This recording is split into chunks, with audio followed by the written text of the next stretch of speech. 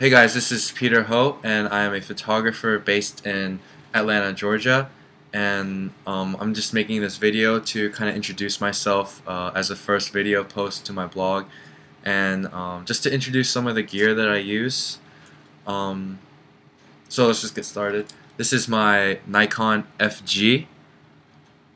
I bought it about 2 years ago.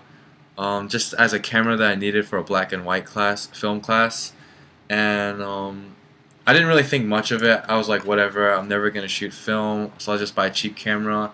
The lens and the camera itself totaled to be about $100, which is really cheap, and surprisingly, as a camera, it works really great. It does everything you need: metering, has a shutter button, shutter speeds. The things that I wish it had really were just a faster shutter speed. It doesn't go any higher than 1,000th of a second. I know the Nikon FM2 goes to about, I think, 4,000th of a second, and so I've actually looked into getting another film camera possibly, but I'm not quite sure yet. The lens is what came with it. It's a 50mm E-series 1.8. It's great for low light. Yeah. But I really don't shoot wide open when I'm shooting the streets too much. What I like to use a lot is pre-focusing, basically, which is where you try to teach this. If you look at the lens, this is really a manual focusing lens thing only.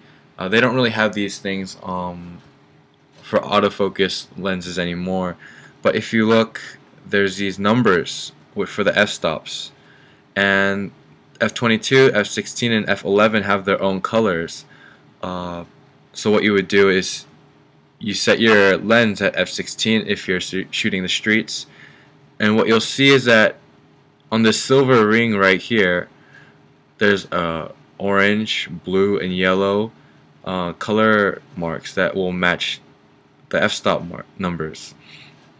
And so since I'm at f16, I have to pay attention to the blue brackets, and if I look here, let's say I set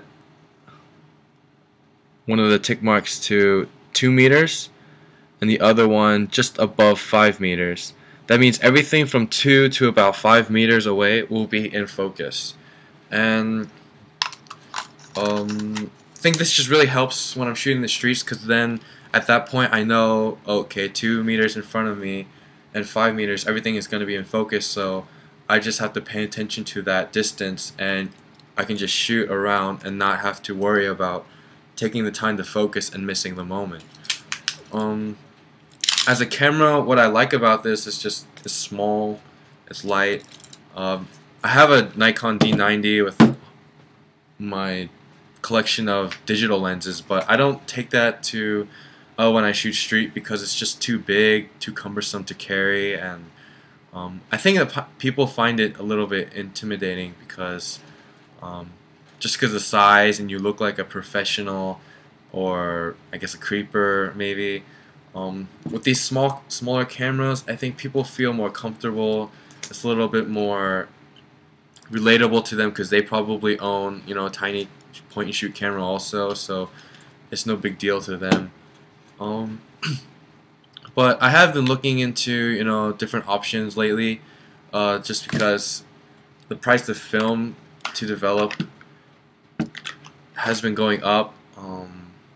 For me, a roll will cost about $8 just for regular developing, and if I wanted to get it pushed or pulled, I would have to go to a different place, which charges about $11 a roll to develop and about $1.50 to push or process, which is kind of annoying.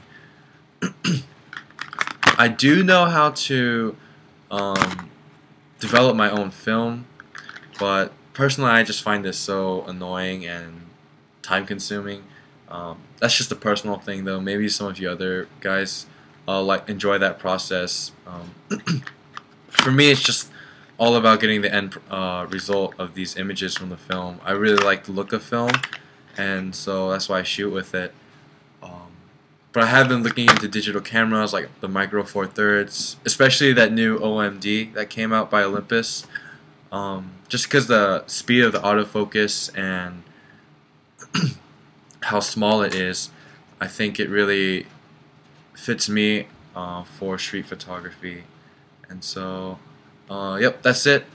Be sure to check out my blog at peterhophotographer.wordpress.com, and I'll try to update you guys and make more interesting posts for you. Thanks.